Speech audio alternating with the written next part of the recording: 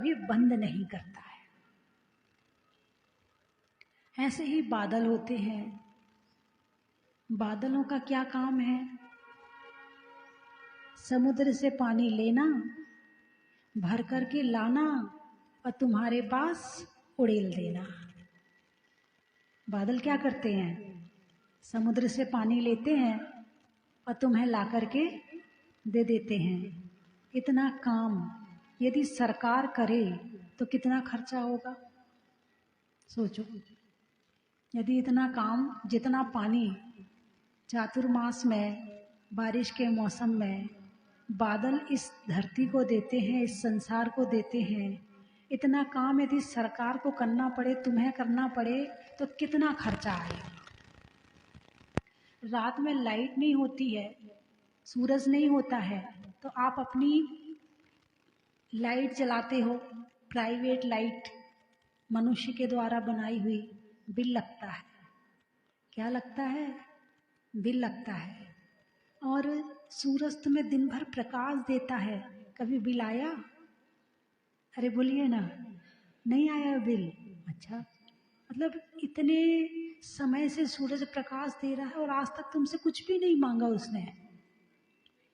बादलों ने इतना पानी दिया, कभी बिल भेजा आपके पास कि मैं समुद्र से इतना पानी लेकर आया और इतना पानी आपके खेत में बरसाया और इतना आपके घर में बरसाया और आपको इतनी ठंडक दी मैंने, तो इतना बिल लगेगा, कुछ पैसा तो दीजिए।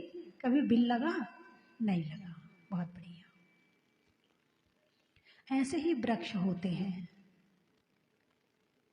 सब्जी, फल, ड्राई फ्रूट्स कहाँ से मिलते हैं? सब वृक्षों से मिलते हैं। आम, मौसम्बी, सेब, अनार कहाँ से मिलते हैं? सब वृक्षों से मिलते हैं। इंसान ने तो क्या किया? बीज डाल दिया, पानी डाल दिया और देख रेख कर ली। बाकी काम किसने किया? प्रकृति ने किया, धरती ने किया। वृक्ष उगा, फल लगे, उसने लाके बाजार में बेच दिए, आपने खरीद लिए, लेकिन वो पैसा पेड़ को नहीं मिला। क्या? जो पैसा आपने फल खरीदकर उस फल वाले को दिए हैं, वो पैसा उस पेड़ को नहीं मिला है। वो तो उसका व्यापार है, उसने ले लिया है। पेड़ को तो कुछ भी नहीं मिला है।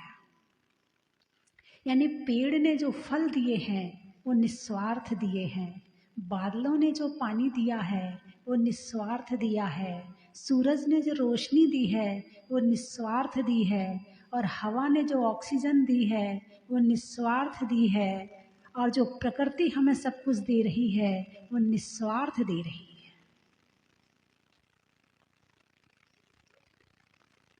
सूरज मनुष्य ना हो इस धरती पर तो सूरज रह सकता है कि तो मनुष्य के बिना पेड़ रह सकते कि नहीं?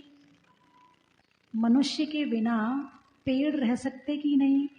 रह सकते हैं। मनुष्य पेड़ों के बिना रह सकता है क्या? नहीं रह सकता है।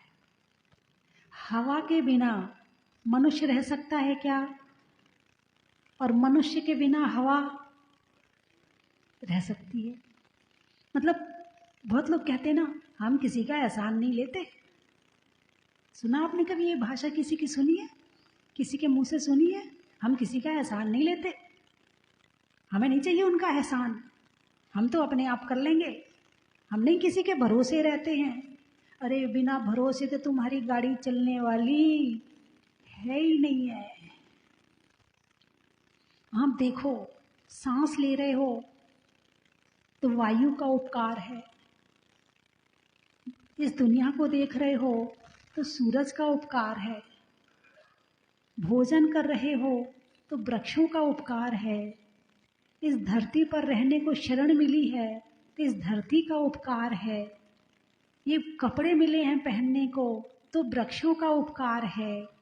इसके बिना क्या आप जी सकते हो? फिर कहो कि हम किसी का एहसान नहीं लेते। बोल के बताओ कि हम हवा के बिना भी रह सकते हैं, हम सूरज के बिना भी रह सकते हैं, हम वृक्षों के बिना भी रह सकते हैं। यदि रह सकते हैं तो बताओ। हम देखते तो बहुत कुछ हैं, मगर सच्चाई नहीं देखते हैं। सच्चाई दिखने लगे इस जीवन में तो विनम्रता आ जाए, मान कषाय कम हो जाए, भाव शुद्ध हो जाए और मन शांत हो जाए। अहंकार हमें सच्चाई देखने नहीं देता है। जो ये कह रहा है कि हम किसी का एहसान नहीं लेते हैं, एक कहने वाला वो नहीं कह रहा है, उसका अहंकार कह रहा है। यदि अहंकार ना हो तो कहेगा भाई बिना उपकार के तो ये जीवन चल ही नहीं सकता है। देव का उपकार, गुरु का उपकार, शास्त्र का उपकार, घर में रहो तो माता पिता का उपकार, भाई बहन का उपकार, पड़ोसी का उपकार, घर वालों को जिया ही नहीं जा सकता है। और हम धन्यवाद देने के लिए भी कंजूस हो जाते हैं। कोई हमारे लिए कितना भी कर ले, लेकिन हम जब भी होंगे तब भी एक सांप ने इंसान को डसा, एक सांप ने इंसान को डसा, इंसान जिंदा है, सांप चल बसा। नहीं समझ में आई? इंसान जिंदा है, सांप चल बसा।